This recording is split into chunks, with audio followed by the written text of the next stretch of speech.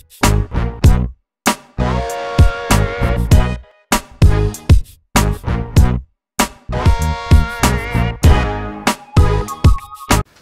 to another episode of Disney Done Differently. I'm Chris, and today, I received a message from Katie in the Disney Done Differently group, and she says, Chris, can you make the Raglan Road bread pudding?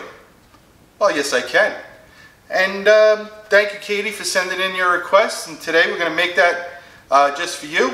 Happy St. Patrick's Day, everybody. If you're watching this at a later time, it was St. Patrick's Day the other day.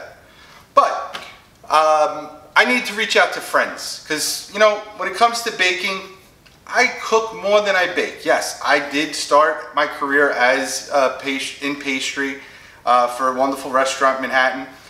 But as you go on baking in Florida, humidity, it's different. That's why the pizza's horrible. But Raglan Road, amazing restaurant. You have the dancers, top-notch restaurant. It took me too long to go there for my first visit. So I reached out to a friend, Bridget.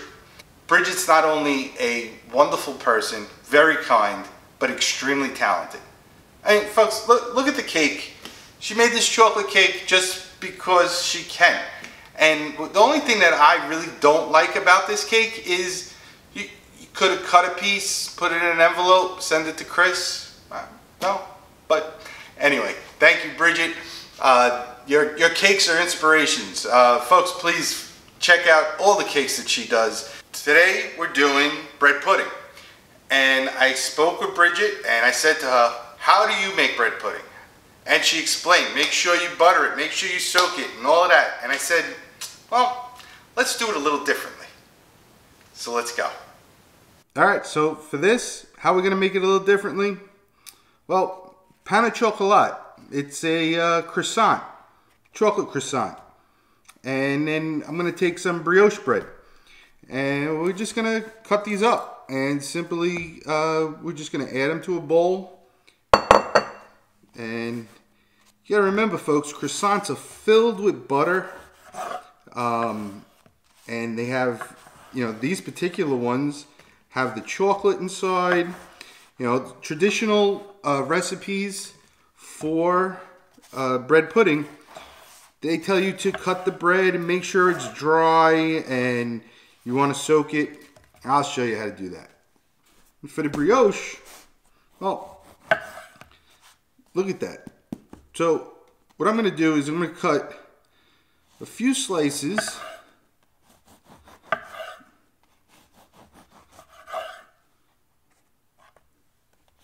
And we'll make this for the base. Okay? And then with these, well, this will just cut into cubes.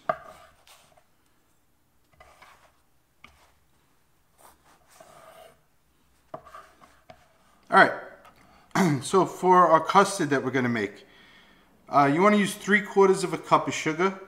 I'm going to use regular sugar, but I'm going to add some brown sugar to it. So it's still 3/4 cup. I'm just going to break that up and mix this around real quick. And then to that, I'm going to add 1/4 teaspoon of salt. So you have your dry ingredients all in there. And then 2 cups of cream. And that gets in there. Now, in some traditional recipes, people add raisins and they soak the raisins in alcohol. But today, we're going to make it a little differently. So I have 1/4 cup of Jameson's. Top of the morning to you, folks. And we'll just add our Jameson's right into this to make the custard. Oof, I can smell that. And I'm going to add 1 tablespoon of vanilla. And that's about a tablespoon. Can't go too much. Can't go wrong with vanilla. Alright, so now this is all mixed up. Nice. I'm just going to put this to the side real quick. I'm going to grab 2 eggs. I break, whenever baking, or majority of the time cooking, I like to break the eggs into a separate bowl. Because as you can see, if you get that little piece of shell, you don't want to go searching for it into there. And then you just give this a quick beat.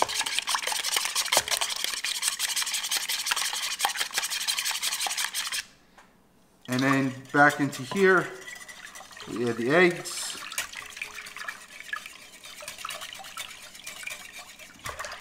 That's already getting thick. We're gonna take the bread that we cut and we're gonna put it into here. Okay, now at this point, I reserved a quarter cup of cream. And I'm just gonna pour the cream on the top. It's the actual full measurement of what you need for the recipe. But this way, it just adds it so that I know that enough liquid is getting incorporated to everything. And you just give this a quick mix. You know, some people say, oh, let it sit overnight. Make sure you dunk them. Make sure you butter the bread. We're doing it differently, folks. This is going to absorb all that custard. And I'm here to show you how you can just save some steps. Where are the raisins? We're not doing raisins with chocolate. You like chocolate covered raisins? You do it. Now remember, you got the Jameson in here with a little bit of chocolate. A little different. Little different. Alright, so now you see I added just a little bit of the custard to the bottom. And remember those slices that we did of the brioche? I'm just going to layer the pan with those.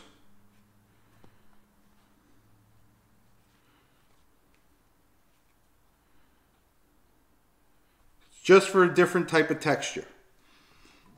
And then we take our mixture.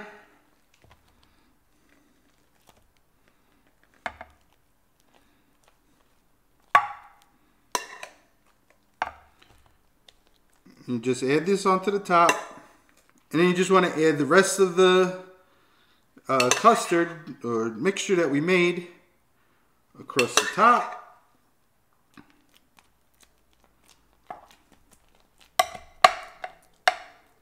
And then spread it down evenly. So it's all in there. It's ready to go. Feel free if you wanted you could add cinnamon to this. If you wanted to do the raisins, soak the raisins in the Jameson and then add it in. Don't use the chocolate croissants. However you want to do it, folks. All right, so I have an oven preheated to 350 degrees, and we're going to just place this right into there.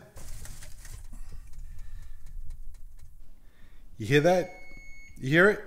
It's so annoying, but you know what that means? It's ready. So let's go.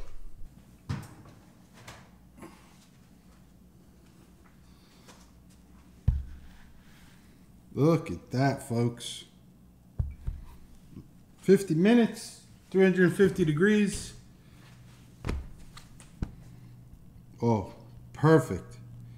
All right, we're going to let this cool just for a couple of minutes, and then we'll serve it up. But wait, we need a sauce. All right, so it's out of the oven. We need a sauce. So creme anglaise and caramel. Those are the traditional toppings that you put on a bread pudding. And to make creme anglaise, you need a double boiler. You need eggs, cream, sugar. And to make caramel, you need sugar and butter. Wow. You know what? Let me just see something. Yep. It's got sugar, cream, eggs. I don't know. This one happens to have caramel, dulce de leche ice cream. Well, why don't we just, we're just going to scoop some out, let it sit, melt down room temperature, and there's our sauce. All right, so we let this cool for a little bit. We're just going to give this a quick cut. Let's see here. I'll cut this. Make a nice piece there. Oh, here we go. Oh, it's still a little moist, which is good. Just put this right here. let's look at that. So you see the chocolate still there, right? Deflated a little bit, but let's see. So you got the top. So smells delicious. Remember the sauce, right? So what we did, took the ice cream, right, and we just let it melt. And now we have our, I used the dulce de leche ice cream because I can. And we're just going to pour that right over.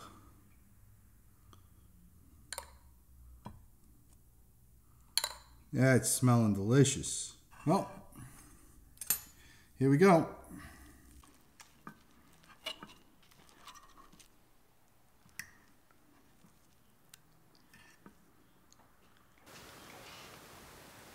Happy St. Patrick's Day, everybody. Ooh.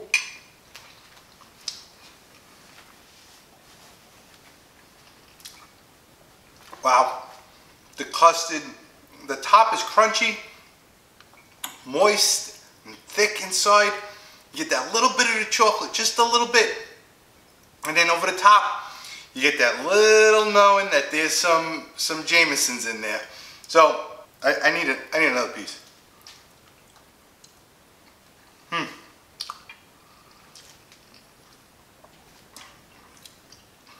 Thick and luscious, the buttery flavor. You know, you saw how much we put in there and then it just deflates. If you use a smaller container, it's going to be a lot higher. But folks, I hope you saved time on the creme anglaise. I hope I showed you a couple of little tricks that help save some time in making this beautiful dish. But most of all, Katie, I hope you enjoyed this. I hope you try it, send it. Listen folks, I appreciate your time. Time is something that you can't put a price on. So thank you for joining me today. And if you like what you saw, please like, subscribe, and share. Tell your friends, tell your friends. I'll be here, you come back.